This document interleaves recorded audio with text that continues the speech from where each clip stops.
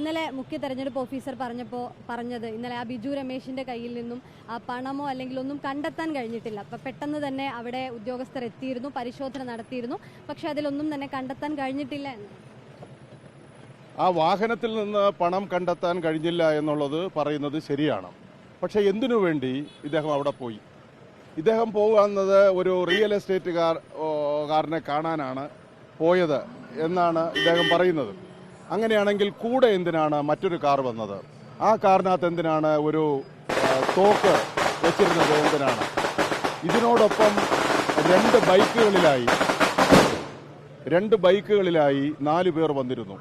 അവരുടെ കൈവശമായിരുന്നു പണം ഉണ്ടായിരുന്നത്. ഇത് പിടിക്കപ്പെട്ടതോടുകൂടി അവർ രക്ഷപ്പെടുകയാണ് ചെയ്തത്. അതുകൊണ്ട് അതിലൊന്നും ഉരുണ്ട് കളിച്ചിട്ട് ഒരു കാര്യവുമില്ല. ഇതിനകത്ത് സ്വാഭാവികമായി ഉദ്യോഗസ്ഥർ നോക്കുമ്പോൾ വണ്ടിക്കകത്ത് പണമില്ല എന്നുള്ളത് ശരി തന്നെയാണ്. പക്ഷേ ഡീൽ ഉറപ്പിക്കാനാണ് വന്നത്. ആ ഡീല് കൃത്യമായിട്ട് അവർ ഉറപ്പിച്ചിട്ട് പൈസ തൊട്ടുപിറകെ ഇവർ പോയതിന് ശേഷം ബൈക്കിൽ വരുന്ന ആളുകൾ പൈസ കൊണ്ട് കൊടുക്കും. അതാണ് ചെയ്യുന്നത്. അങ്ങനെ ബൈക്കിൽ വരുന്ന സംഘത്തെ നമ്മൾ കണ്ടിട്ടുണ്ട്. അത് ഞങ്ങൾ നോക്കുന്നുണ്ട്. ഒരാളിന്റെ കയ്യിൽ ഒരു ഫോൺ വെച്ചെടുത്തൊരു ഫോട്ടോയുണ്ട്. പക്ഷെ അത് ഒത്തിരി ക്ലിയർ ആവുന്നില്ല. ഞങ്ങളത് നോക്കുകയാണത്. അതായത് ഈ ബൈക്കിലെത്തിയ സംഘം അവിടെ എത്തിയിട്ടുണ്ട്. അവിടെ എത്തിയിട്ടുണ്ട്. ഇവരെ പിടിച്ചോടുകൂടി അവർ പൊക്കളഞ്ഞു. അതാണ് സംഭവിച്ചത്. പണം കൈമാറ്റം നടന്നോ ഇല്ലയോ നമുക്ക് പറയാൻ പറ്റില്ല. പക്ഷെ ആ സംഘം അവിടെ ഉണ്ടായിരുന്നു. ഈ ബിജു രമേശ് വന്നതിന് ശേഷം ഒരു 4 സംഘം ബൈക്കിലെത്തുന്നു.